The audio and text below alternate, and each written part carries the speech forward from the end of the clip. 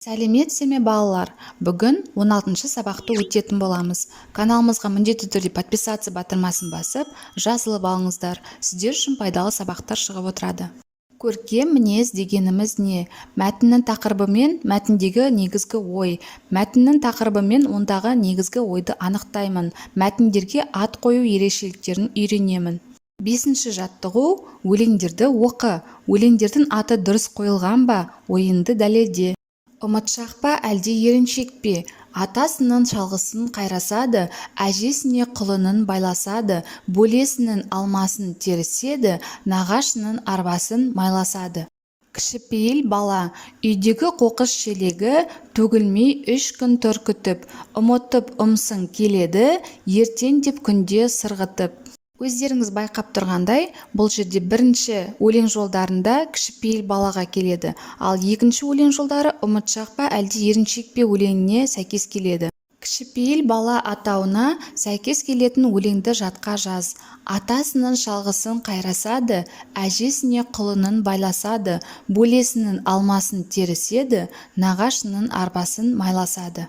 6-шы жаттығу: көп нүктенің орнына керекті сөздерді қойып, сөйлемдерді көшіріп жаз. Керекті сөздер: тақырып, негізгі ой, ат қою. Мәтінге ат қою — оның тақырыбы мен ондағы негізгі ойды қысқаша атау. Негізгі ой — мәтінде баяндалатын оқиға мен ойдың түйіні. Мәтіндегі тақырып — автордың айтқысы келген басты пікірі. 7-ші жаттығу: мәтінді рөлге бөліп оқыңдар.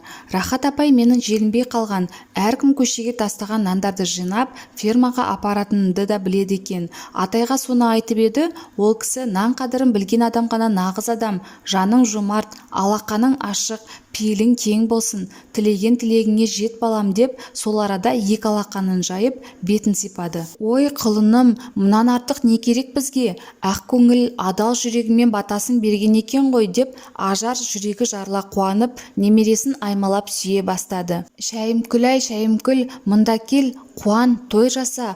Құлынымыз мақтау қағазымен қоса дәрмен атасынан бата алып келіпті. Ермек аң-таң. Әже, бата деген не? Деді қысыла күмілжи сұрап. Ой жаным, ол атаңның ақ тілегі емес пе? Ол үлкен алғыс емес пе, құлыным-ау?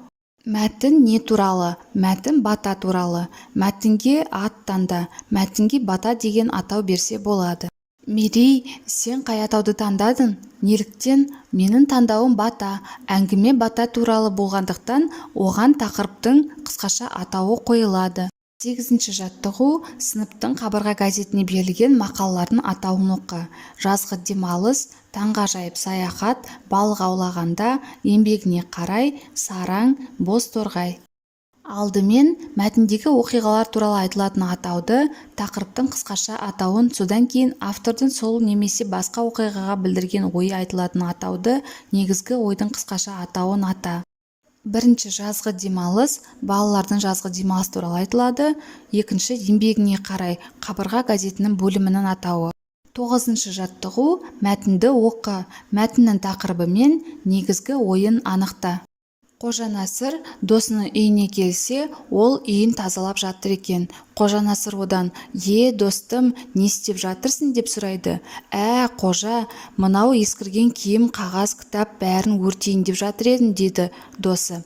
Қой достым, киім ескіргенімен кітап ескірмейді, кітаптың сырты ескіргенімен ішіндегі ақыл сөз ескірмейді, депті сонда Қожанасыр. Мәтінге 2 ат қой. Бірі тақырыптың қысқаша атауы, екіншісі негізгі ойдың қысқаша атауы болсын. Тақырыпқа кітап қазына деген атау беруге болады.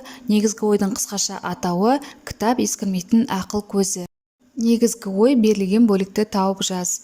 Киім ескіргенімен кітап ескірмейді, кітаптың сырты ескіргенімен ішіндегі ақыл сөзі ескірмейді. Осымен сабағымыз аяқталды. Сабақ пайдалы болған болса, лайк басып, достарыңызбен бөлісуді ұмытпаңыздар.